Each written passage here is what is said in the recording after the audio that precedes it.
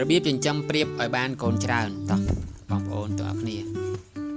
បាទគោរពជំរាបសួរពុកម៉ែបងប្អូនទាំងអស់គ្នាបើយើងចង់ចិញ្ចឹមឲ្យបានព្រៀបឲ្យបានកូនច្រើនជាដំបូងយើងត្រូវ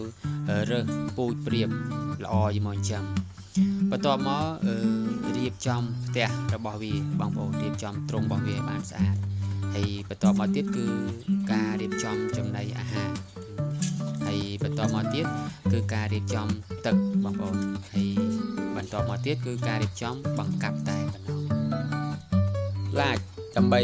គ្រប់គ្រងចុច comment ដើម្បីសាកសួរអំពីព័ត៌មានចិញ្ចឹមព្រៀបនិង follow subscribe ដើម្បីបានវីដេអូថ្មីអំពីអ្នកចិញ្ចឹមព្រៀបបាទបងប្អូនជាដំបូងយើងត្រូវរើសពូជមកចិញ្ចឹមសិនហើយរើសពូជហ្នឹងគឺយើងត្រូវរើសពូជមេបានណាដែលមានសុខភាពល្អញីមួយឈ្មោលមួយយកមកដាក់បង្កាត់ទ្រុងត្រូវធ្វើឲ្យបានចិត្តល្អបងប្អូនមានពន្លឺថ្ងៃហើយបិទបាំងខ្យល់កុំឲ្យត្រជាក់ពេកមានខ្យល់ចូលតិចល្មមហើយទ្រុងមានសភាពស្ងប់ស្ងាត់ហើយនឹងមានកន្លែងមេបាកន្លែងកូននិងកន្លែងព្រៀបជំទង់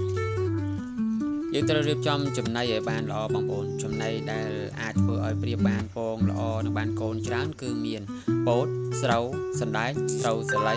ក្របធញ្ញជាតិបងប្អូនហើយនឹងមានវីតាមីនដាក់វាមួយអាទិត្យម្ដងសម្រាប់វាផឹកចំពោះចំណីអាហារយើងមិនអាចខ្វះបានទេយើងត្រូវលាយបន្ថែមជាមួយនឹងកាល់ស្យូមបងប្អូនដើម្បីឲ្យពងមានសបកក្រាស់ល្អហើយនឹងមានវីតាមីន A D 3E ជួយបន្ថែមពងស្បែកឲ្យបានល្អ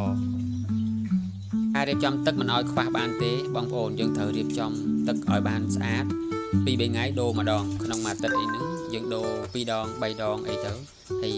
មួយអាទិត្យយើងបន្ថែមវីតាមីនឲ្យព្រៀបយើងផឹកដើម្បីឲ្យមានសុខភាពល្អចំពោះការបង្កាត់ពូជវិញពេលព្រៀបយើងអាយុបាន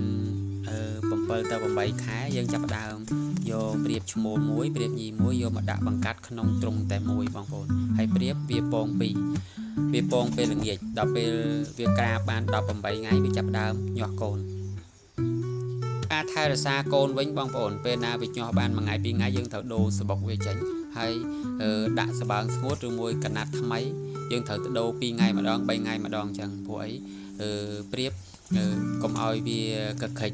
បែរណាវាកខ្វក់វាអីទៅវាអាចធ្វើឲ្យព្រៀបយើងឈឺយើងត្រូវធ្វើអនាម័យទ្រុងបងប្អូនមួយអាទិត្យ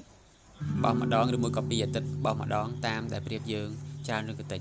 យើងបាញ់ថ្នាំសម្រាប់មេរោគនៅតាមទ្រុងដើម្បីឲ្យព្រៀបយើងមានសុខភាពល្អ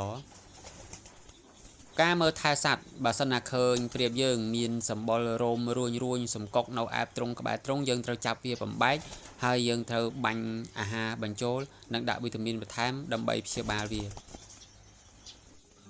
បៀបថែកូនយើងត្រូវមើលវាបងប្អូនព្រោះអីកូនព្រៀបវាត្រូវការសីតុណ្ហភាព28 ទៅ 32 33អីហ្នឹងបើសិនណាមេវាដើរចោលច្រើនពេកហើយនៅរងាយើងត្រូវឃុំខាំងមេនៅក្នុងនឹងដើម្បីឲ្យវាក្រងកូនវាឬមួយក៏ដាក់អំពូលភ្លើងអញ្ចឹងទៅព្រៀបវាបញ្ចុកកូនវាដោយខ្លួនឯងមែនប៉ុន្តែបើសិនណាវាបញ្ចុកមិនបានគ្រប់គ្រាន់បងប្អូនយើងអាចយកសារ៉ាងបញ្ចូលអាហារទៅក្នុងកូនព្រៀបណាដែលវាសៀតបានគ្រប់គ្រាន់ដើម្បីជំនួយអាហារដល់កូនព្រៀបយើងអរគុណបងប្អូនដែលតាមដានតាំងពីដើមដល់ចប់សូមឲ្យបងប្អូនមានសុខភាពល្អនិងសំណាងល្អ